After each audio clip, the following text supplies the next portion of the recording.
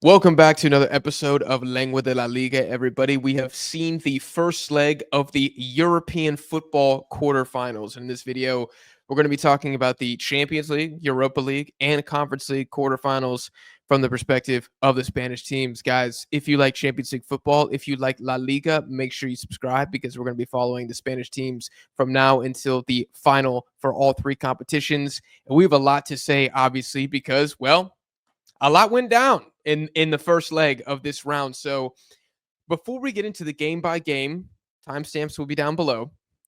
Let's do a very quick warm up, get the vocal cords loose. Best performer and worst performer. Guys, follow along in the comments. These are individuals. So we're not going team. We're just going individuals. Let's go best first. Michael, who you want to nominate? I want to nominate Jesus Rodriguez from Real Betis. Unbelievable performance today. He is an unreal 101 demon. I think he is like the James Harden of Real Betis right now. Every time he gets the ball, he beats a man. And then again. And then again. He should have probably had, I would say, 2 to 3 goals today. He got his goal, which was a bit of a scrappy goal, thanks to Jagiellonia's terrible defending. And it looked kind of offside. But overall, his play, Jesus Rodriguez looks like a demon. Only 19 years old. It's either him or Pablo Fornals, for me, were the best player in La Liga in the European competitions. You can also throw in Fermi Lopez, but Jesus Rodriguez is my nominee. I think he deserves a shout. Even people could say, oh, look at the competition he played against. I don't care. He absolutely balled out today for 65 minutes until he got subbed off. Yeah, he is a take on God from the several Betis games that I've seen. And we talked about it. Everybody says the Betis revival isn't 100% Anthony. No, Jesus Rodriguez he's been a killer out on that left wing. So I didn't watch the game. This is why we pay you the big bucks here, Michael, because we knew that you were the only person who was watching Real Betis Jagiellonia, which I'm still probably not pronouncing that correctly. Real Betis won the game 2-0 at home, and I saw it was like 25 shots to 4, so it seemed like it was pretty decisive for Real Betis. I'm actually going to say I'm going to choose a Barcelona player, and I think there's a lot that you could pick, but I'm going to pick Robert Lewandowski.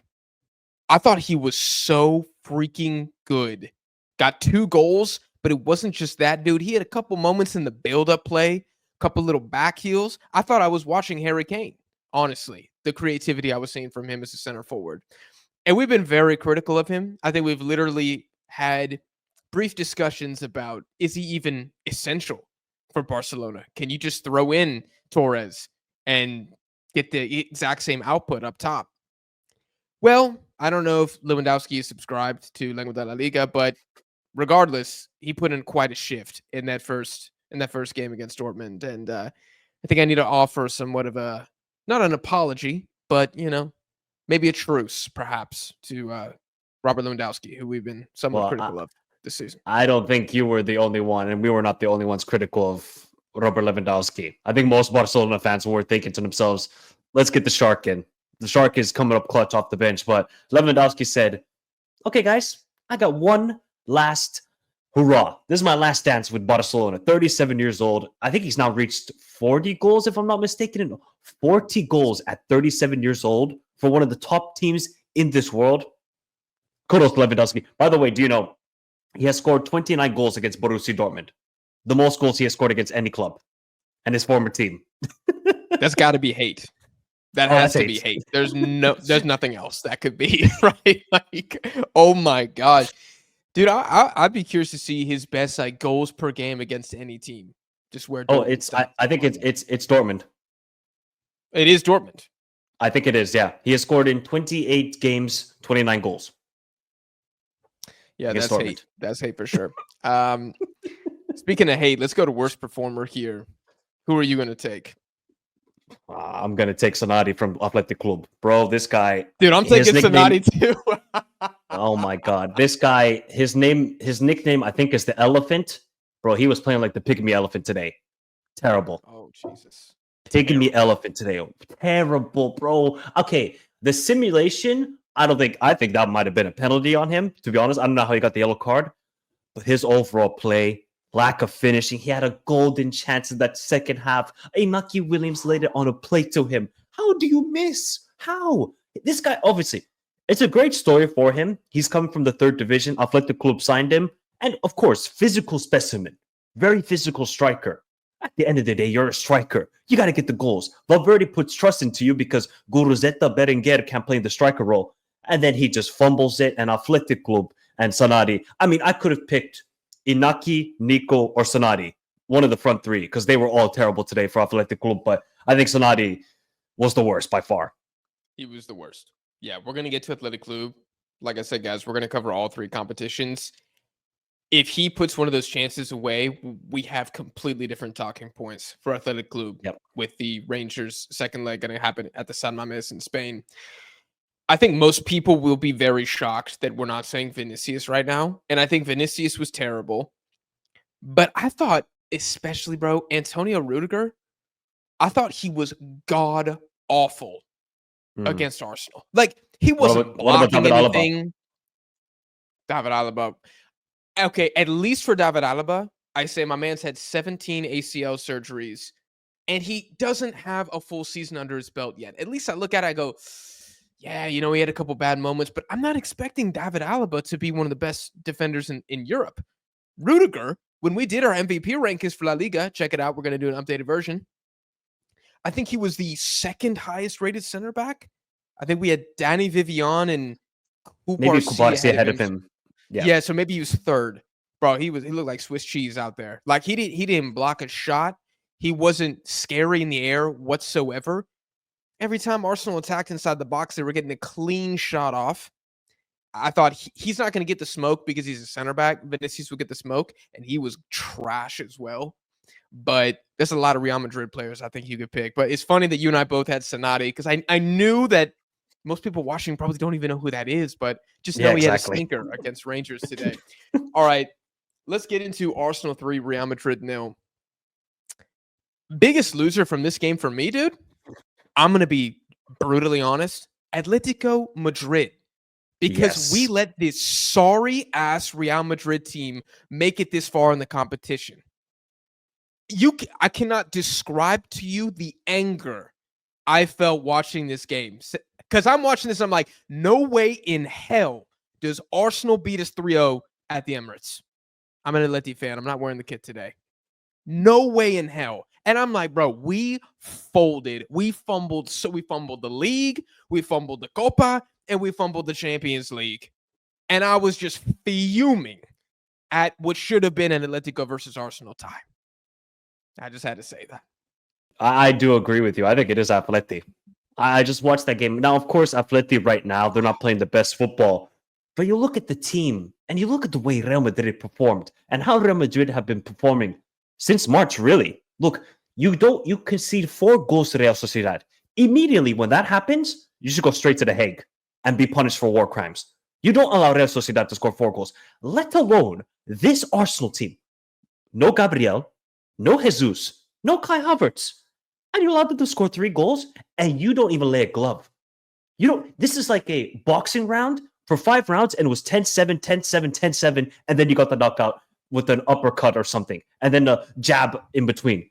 Like, this was terrible from Real. You laid down and just said, oh, here we go, give the ball to Arsenal and see what they can do. The pressing obviously, look, Real Madrid are not a good pressing team.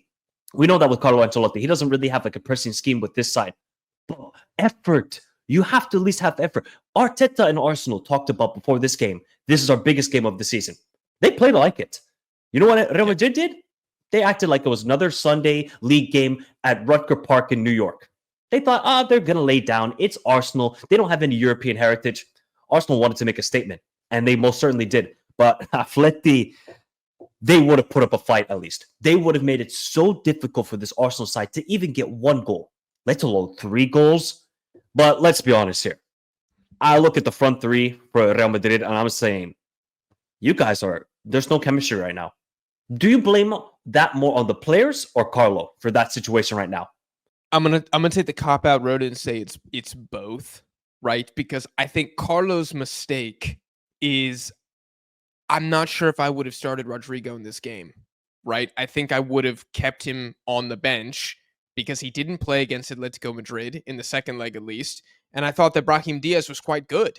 So I'm just a little I'm confused from my perspective. Why not keep that Why not keep the front three that won you the last tie? It reminds me of Spurs, Pochettino benching Lucas Moura before the final when he scored a hat trick against Ajax in the semis to get there. It's like, if the guy's eating, like Ezekiel Elliott, let him eat. You know what I'm saying? Like, so I was confused Brahim Diaz didn't get the start. And then on the player side, I mean, yes, I get it. Mbappe, he likes to drift wide and he's kind of disrupted the locker room. But at some point, the Brazilian duo, Rodrigo and Vinicius, have to be better. And you know what? Vinicius has taken all the smoke. Rodrigo has been ass cheeks for 2 months. He's got one goal in 12 games. Dude, he's been god-awful. He's been god-awful. And what is Carlos supposed to do about that? Carlo can't get more than one goal from his man in 12 games? I mean, at some point, are you world-class? Because that's what they tell me about Rodrigo. You know what they tell me? He's even better in the Champions League. Remember, we had that discussion in the MVP rankings. We're like, well, he's been better in European football. If he played like he did in Europe, in La Liga, he'd be a top 15 ranked player. Well, ever since we said that, stock market, bro, crashing down. He's been shit. He's been absolute shit. Did we apply the tariffs on Rodrigo? Is that what we did here? I think we did. Plus 65% tariff on right winger Brazilians. I mean, I don't know what else to say. And left wingers at this point as well. And Timber pocketed Vinicius, dude. That was crazy. Miles Lewis Skelly, you got a kid marking you as Rodrigo. You can't do anything. I mean, let's take nothing away though. Arsenal played phenomenal. I thought that was their best performance by far this season. They clamped Real Madrid. They didn't allow. Now, you could say that Arsenal's first two goals were from set pieces, and Declan Rice, by the way, that second free kick, the best free kick I've seen this season. Stunner, absolutely stunner.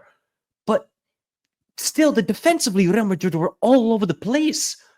First half, Saka beating Alaba. Back post, if Martinelli or Merino makes a good run in the box, they get the goal there. Second half, again, they're just all over the place. Kamavinga can't do anything. Modric, he looked like his age out there. It looked like the uncle playing with the kids, the U15 team. Modric shouldn't have been out there, but there was nothing Carlo could do because Ceballos is out injured. Tchouaméni was suspended, so he had to go with that double pivot. Now you could say, play Vasquez in right back position and then Valverde in the midfield. What has Vasquez shown you in the last month? He cannot defend, and he is a liability for this Real Madrid team. I think it was more on the players. I know people want to blame Carlo and saying, he's just there with the friendship tactics. Guys, it's the friendship. Let's hold hands and see if we could do it together. But at the end of the day, the players got to take accountability here, people, because they're paid the big And these guys bucks. ain't friends. I don't think these guys are friends. I don't think Mbappe and Vinny are friends. Looking at the way they're just communicating. Look at that one pass that Vinny had in the first half where they're on a good counterattack. All he has to do is play a good pass, not even just a phenomenal pass, a good pass into Mbappe, and he's through on goal. No, nothing. Bellingham, he plays a good ball into Mbappe. He can't finish it. So I'm really worried for this Real Madrid team. But there's something funny about this. I still think they could do the comeback. I don't know why. I just think it's the badge. It's like 90% sure that Arsenal are going through. I'm just giving 10% because I see the badge and it's at home, and I'm like, hey, it is Real Madrid. They could do it. Do you think they can come back in this tie, or is it over? I think if Arsenal go full on park the bus mode, I think they'll hold on. I don't think Real Madrid come back. I don't think they do. I don't think so either. Because I don't think, Real Madrid have no aerial threat at all. It's Rudiger, and that's it. They don't have anyone else who's scoring off set pieces. I guess Bellingham. But what I've seen more and more as the season goes on is like these teams that sit back and they cut the space, just like Valencia did against Real Madrid. If there's nowhere to run, Atleti, if there's nowhere to run, you kind of eliminate the scariest thing about Vinny and Rodrigo. Now, Mbappe, he still has quick feet. He can create a shot from very little. Vinicius can do it sometimes. Rodrigo can do it sometimes, but you'll live with that. You'll just, if you're Arsenal, you say, David Raya, you might face some shots from outside the box, but we're just going to hold it down, do your thing. Don't think Real Madrid come back. I'll be stunned if they come back. I think we said in our preview, if Arsenal win at the Emirates by 2 goals or more, they win. And I'm sticking by that. I don't think Real Madrid come back. I think the badge is papered over how mid this team has been for months. And now it's finally getting exposed because guess what? They finally played a team that had some balls and actually attacked them. Like, Jesus Christ, I've been screaming at the skies every morning, like, somebody attack this team. They can't defend. And I didn't think Mikel Arteta was going to do it. That was the one thing that it's funny because I think in my prediction, I think I said how to beat Real Madrid. I just had no faith Arteta was going to do it. And to his full credit, he said, nah, this is our biggest game of the season. Like you said, we're going to put him on the back foot. And Jesus Christ, did they? 12 shots for Arsenal, 11 on target. I don't think I've ever seen a shot on target percentage that high in my life. That's what I'm saying, bro. Where was the back line? Yeah. It could have been 5-0 without Courtois. Yeah, Courtois made some incredible saves. Yeah, look, I think Arteta, he grabbed some cojones now. And he said, no, I'm going to finally stamp my mark on football here. I think he's been too safe this season with Arteta. Maybe it's because of the injuries or the pressure of finally getting a trophy for Arsenal. But he said, no, we're going to take the game to Real Madrid. We know they're vulnerable at the moment. And full credit to Arsenal. They fully deserve the victory. They should have been 4 or 5-0 winners in today. They gave a little bit of light for Real Madrid. Now it's down to these players. I don't even care about Carlo. Carlo has done enough for Real Madrid.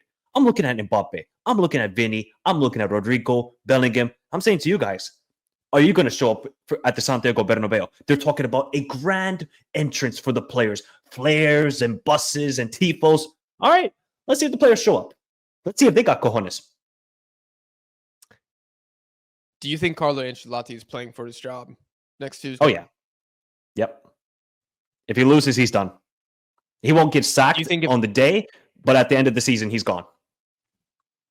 Do you think Vinicius is gone if they lose? I prefer not to speak. I plead the fifth. Just put a pin in that. Tune in the next episode. We'll speak on that more. I think we talked enough about this. Full deserved for Arsenal. And yeah, like we said, Courtois made like 2 or 3 sets of double saves in this game, and it still wasn't enough. Arsenal 3-0. I mean, take a bow, Declan Rice. Those were insane. All right, Barcelona 4, Dortmund 0. For Dortmund, is there any way back? I don't want to be disrespectful. It's done. It's done out here. Get the brooms, sweep them out of here, bro. It's 4-0. It's done. Actually, though, when we actually watched the game, I thought first half they were competitive. I actually thought Dortmund played pretty well. Second half, Barcelona showed up, and they showed why they are the best team in Europe by far this season. 2025 has been their year, and clinical, man. Lewandowski, phenomenal. Lamine Yamal, phenomenal. Rafinha, I like the shameless behavior. I like the stat padding. Because he could have easily given that goal to Kubarsi. He said, no.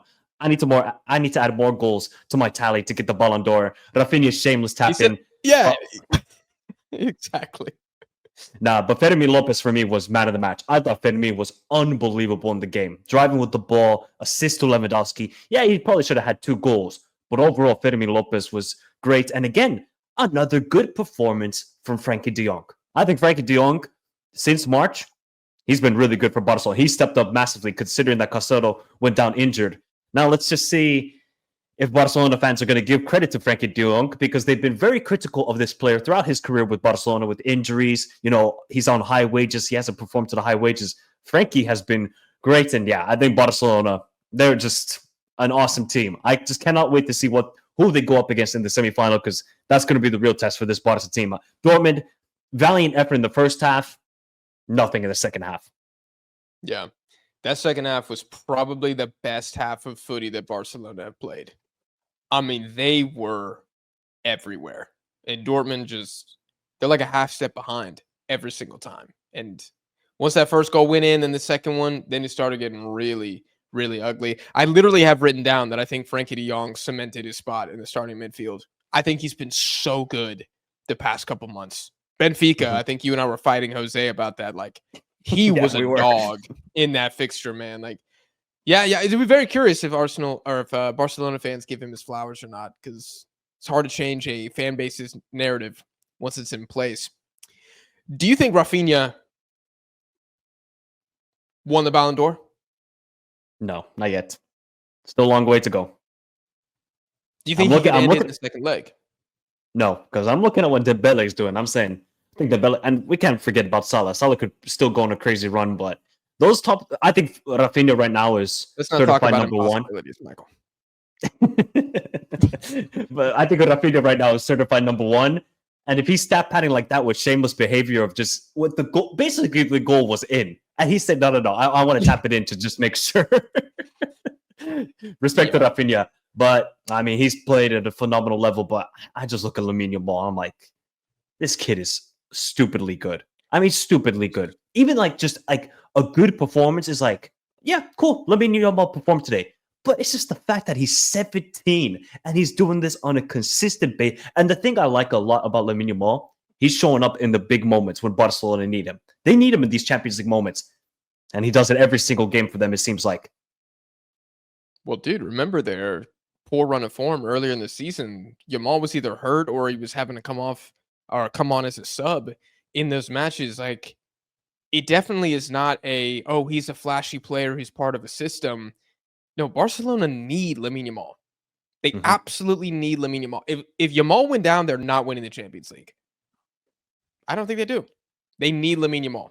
I think they would lose to a PSG. What if Pedri went down injured? Would that be a bigger loss than Lamine? Would that be a bigger loss? No, I don't think it would be. I think Lamine Yamal's a bigger loss. I think Barcelona have so many midfielders. Somebody could step in and do a shift. Nobody. Dude, Lamine Yamal beats his man off the dribble for fun. And then he beats the second guy. So it doesn't even matter if you send the double team. You got to send the triple team. I mean, he's unguardable. It's crazy. I was watching him versus Desiree Doué a lot in the first leg. I mean, the Doué goal. Holy shit.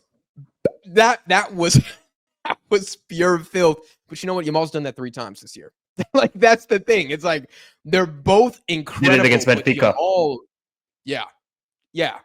It's just it's unreal. I do think Yamal is the better player right now. And if you want to ask who's more important to their team, I would also say that Yamal is more important than Desiree Doué is to PSG. Oh, yeah. Because I think without Doué, you could still start Barcola and it'll be okay, right?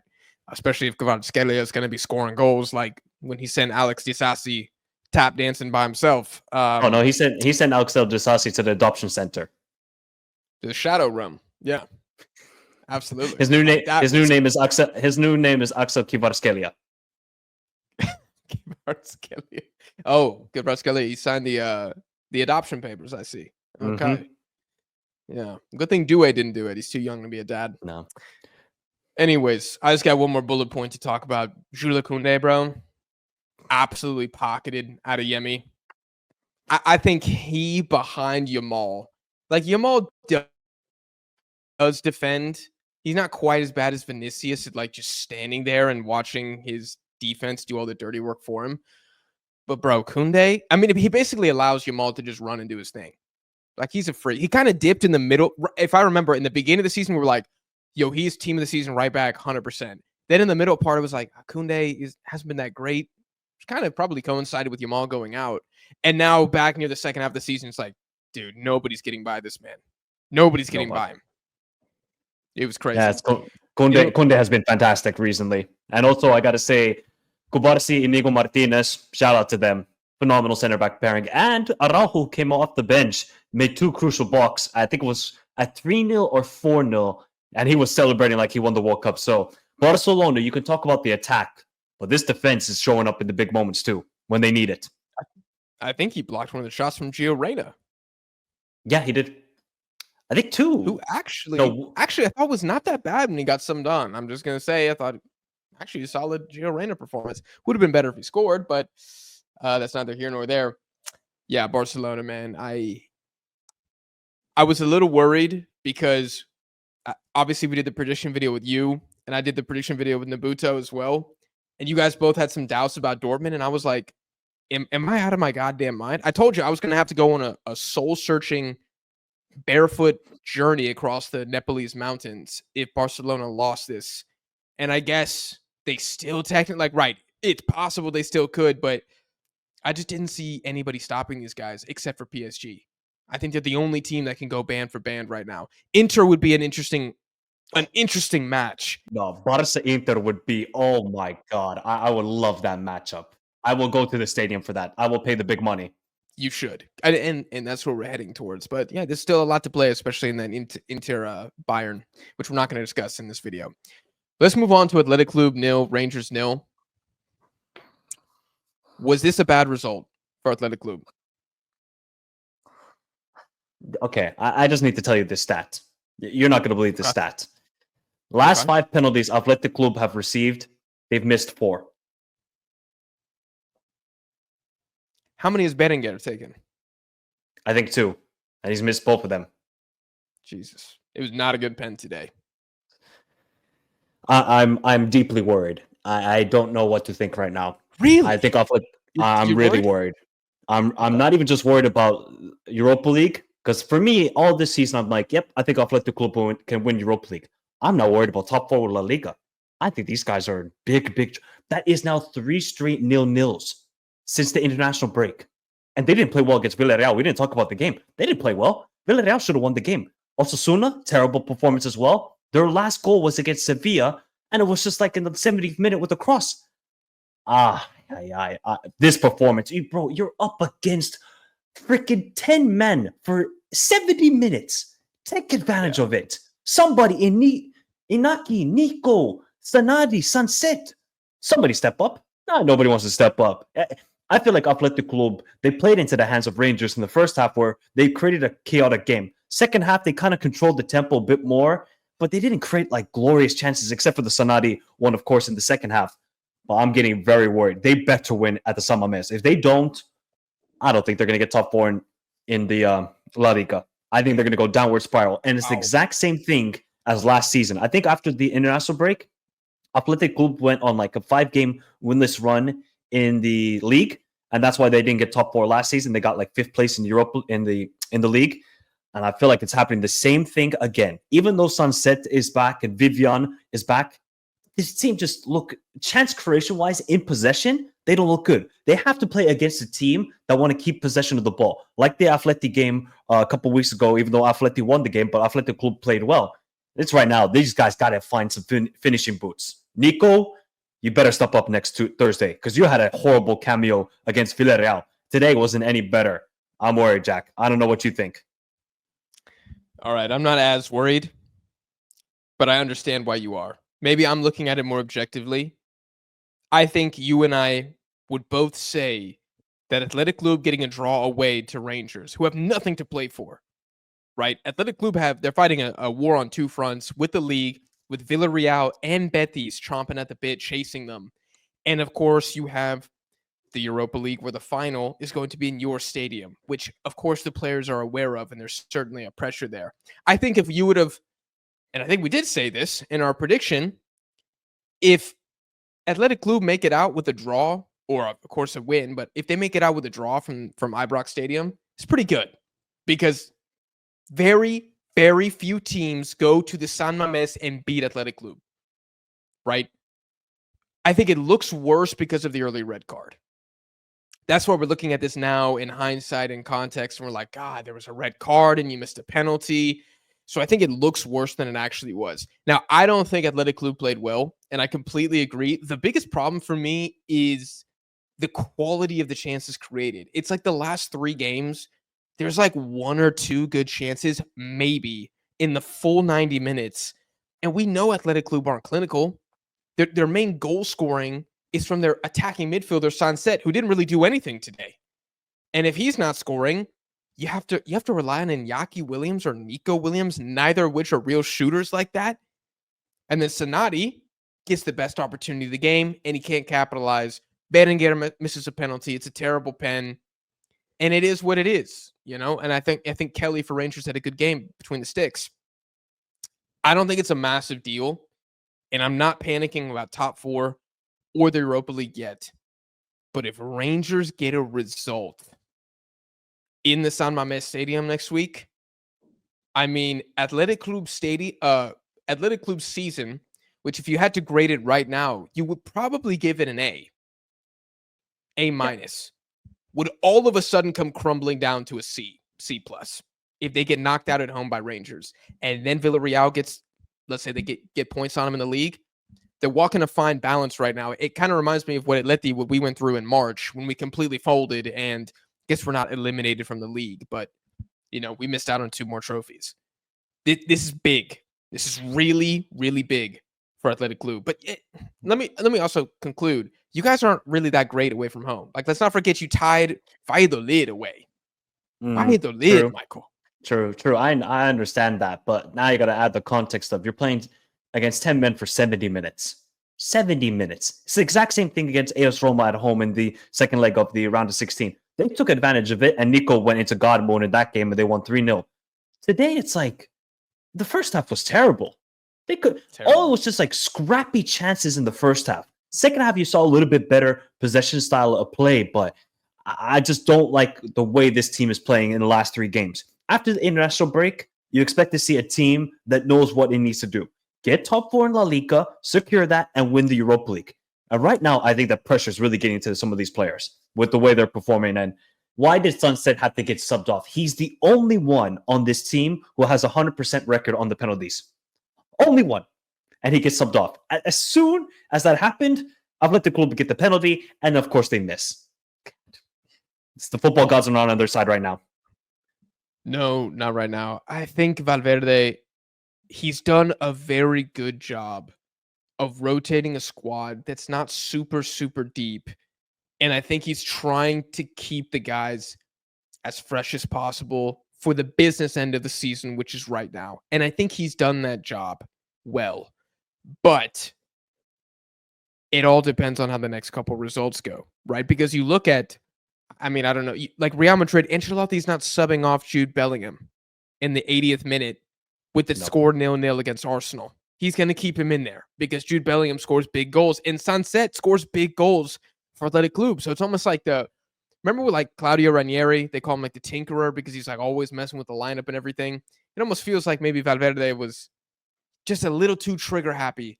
Because man, if Sunset scores the penalty, Nico, the goalkeeper could have scored the penalty. If Athletic Club walk out of Rangers with a 1-0 lead, I do not think Rangers have a chance of coming back. But now it's a 0-0. I still don't think they come back. But we always knew this was going to be a tough tie. We always knew it wasn't going to be pretty at Ibrox. For me, it's everything in the San Mamés. That is when I'm going to be right with you, hitting the panic button, or I'm going to be like, this is going according to plan, right? We don't know if this is going according to plan yet for Valverde. You guys got to win. You got to win and get into the semifinals. You guys don't want to see a crash out next Thursday, people. I'll tell you that right now. If Athletic Club lose next Thursday if that game goes to penalties, I'm not watching. I know the outcome already. Rangers win on penalties and they go. Simon? Possibly, yeah. I probably could see Unai Simon then come into the do a Louis van Gaal from World Cup 2014. Yeah, I could see that happening. Yeah. Because Aguirre Zabala, I don't know if I don't think I've ever seen him. Well, I think I've seen him miss a pen. He might have been in the Copa del Rey when they went in January. I can't remember if he was in net or if it was Unai Simon. I'm gonna have to check that later, but yeah. Unai Simon is pretty good with penalties nonetheless. Let's move on to Real Betis. Jagiellonia. I'm going to let you take this one, dude, because like I said, I didn't get to watch, but we already shouted out Jesus Rodriguez, who is definitely a young Spanish player to watch. If you've been subscribed, you guys know that because we mentioned it before. I'm just going to ask one question and you take it. Mm-hmm. They still got to go away with the 2-goal lead. Am I crazy for saying that ain't enough? They still got to play well away to get it over the line here. Oh, yeah. No, they got to get it. They got to play well still, and they got to play their best team. You got to still start the Antonys. Isco did come off at halftime with maybe an injury, so if he's injured, Lo Celso came on and didn't look the greatest. His decision-making, Lo Celso has fallen off a cliff, by the way. I know that he's making that top 25 of the MVPs of La Liga because he has been terrible recently. Overrated. Oh, come on, man. We weren't saying that at the beginning of this season. He was looking really good. I don't think I had him ranked. Check the stats. Roll the tape. I don't think I had him ranked. I'm telling you, he's a false prophet. But anyway, sorry. Go ahead. No. So I think they should be fine going to Poland with a 2-0 lead. This game should have been 5-6-0. They absolutely annihilated Jagiellonia. I mean, they hit the post, the crossbar. I think they hit the post twice, the crossbar once. Isco missed a header from 2 yards out after Anthony put it on a plate for him. Pablo Fornals was unbelievable in this game. He made an incredible assist to Bakambu. Bakambu, by the way, this guy's Mr. Conference League. Cucho might be La Liga. Bakambu, Mr. Conference League. Similar to last season with El Kabi with Olympiacos. The dude was a goal-scoring machine. Maybe Bakambu was the El Kabi of this season in the Conference League because he's scoring for fun and great assist from Pablo Fornals. Yeah, this game was, it should have been done after the first leg. This should have been 5-0, and then Real Betis can rest players heading into next week against Poland. Now, because Betis are playing Villarreal this weekend, I wonder how Pellegrini is going to approach this next week. Is he going to start the start players this weekend and then rest some players next Thursday? I'm intrigued to see how Pellegrini deals with the situation. But if Jagiellonia get the first goal, okay, then let's see how Betis react. Will the tension be there? Obviously, the crowd will be in favor of Jagiellonia, but Betis were, for me right now, they're the second best team in La Liga. With the way they're playing, they're the second best team. I think they're playing some phenomenal football with Isco, with Jesus Rodriguez, Bakambu, Cucho, Anthony. I'm really loving this team. Hopefully, they can do the job, and in the semifinal, they play maybe Fiorentina. I think Betis got a shot of winning this tournament. I really do. I think they could beat Chelsea in a final. Oh, I do as well. I do think they could beat Chelsea. It's interesting because if Betis were in the Europa League, I could say with some conviction that Pellegrini would prioritize Europe. And he would say, yeah, we want Champions League, but let's just go ahead and win the Europa League and qualify that way type thing, right? But because they're in the Conference League, like, what do the players care about more? Because if you think about it, if they win the Conference League, they just go to the Europa League, which they're going to go to anyways. Well, it's a trophy. So it's almost like it is a trophy. No, that's exactly the point. It's the trophy and just getting a piece of silverware, regardless of what it is, or Champions League. And I wonder from a player legacy standpoint, which one the fans will remember. I feel like you got to get the trophy. I think the trophy would be more important to Real Betis. I remember when they won the Copa del Rey a couple of years ago, every fan was crying. Bellerin he explained how important it was to the fans. I think getting a European trophy, that would add even more to like Pellegrini's time at Real Betis and Isco with his comeback after the terrible time at Sevilla and then going to Real Betis. I think the trophy would mean more. Of course, financially, you want that Champions League money. You want the Whole Foods money. You could say like Conference League trophy and the Europa League money is kind of like Target money. But Champions League is Whole Foods money. That's where the big boys spend their money. So financially, you could probably say the club wants Champions League football, but I think they desperately want a trophy. They want to add more cabinets. They got to get somewhat relevant in the Seville city with trophy cabinets because Sevilla, they dish out all the Europa Leagues over and over again. But I bet these last couple of years, win the Copa del Rey, win a European trophy, they can add to it. So, yeah, I feel like Real Betis fans, they would take a trophy, though, over Champions League football. Yeah, I would think so. And I remember when West Ham won it under David Moyes, and they were like not very good in the Premier League at all, and nobody cared because he brought them a trophy I don't know when West Ham had won a trophy before that. So I'm going to also assume that has to be the priority for both Athletic Club and Real Betis. You have, dude, if both of them, if a Spanish team won the Europa League and the Conference League, that's insane.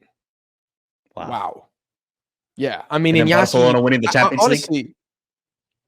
Yeah, that would in Flick's first season. Spain is so up if that happens. And we did predict all Spanish sides to go through, and Real Madrid are really, really letting us down right now. Athletic Club, I still got the faith. I'm actually not shaken at all. I think it was a mid-performance, but I think you guys will be so elevated by the fans in the home leg that you will take it to Rangers, who I didn't think looked that scary attacking. They barely had 11 men for much of the game, but I'm just not really scared of them to that degree. Now, if you were going to Scotland for the second leg 0-0, I'd be like, this is not good. This is not good, but I think you guys got it. Yeah, that's going to be. But got to quickly say about Betis, if they win this Conference League, they definitely earned it because they're going to possibly beat Fiorentina in the semifinal, and then in the final beat Chelsea. That's Europa League competition right there, like the level of competition. So if Betis do this, wow, what a story they've been in 2025 after we said, these guys are frauds. Abdes, useless. Get Bakumbu out of here. And then all of a sudden, a couple months later, they're lifting a trophy and maybe getting Champions League football. This could be a redemption arc for Betis and Pellegrini. Oh, 100%. Yeah, we said this team is way too talented to be this ass. And took a couple additions to the squad, a couple new guys coming in, Isco returning from injury.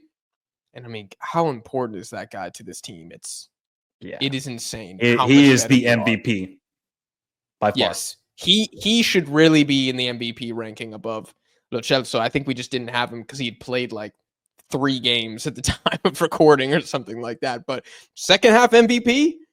Oh, dude, Isco is probably 3rd in La Liga right now. He's been unbelievable. Bro, he's got an assist, goal and assist every game. I would probably go 3rd. Yeah, third sounds pretty good to me with the way things are going.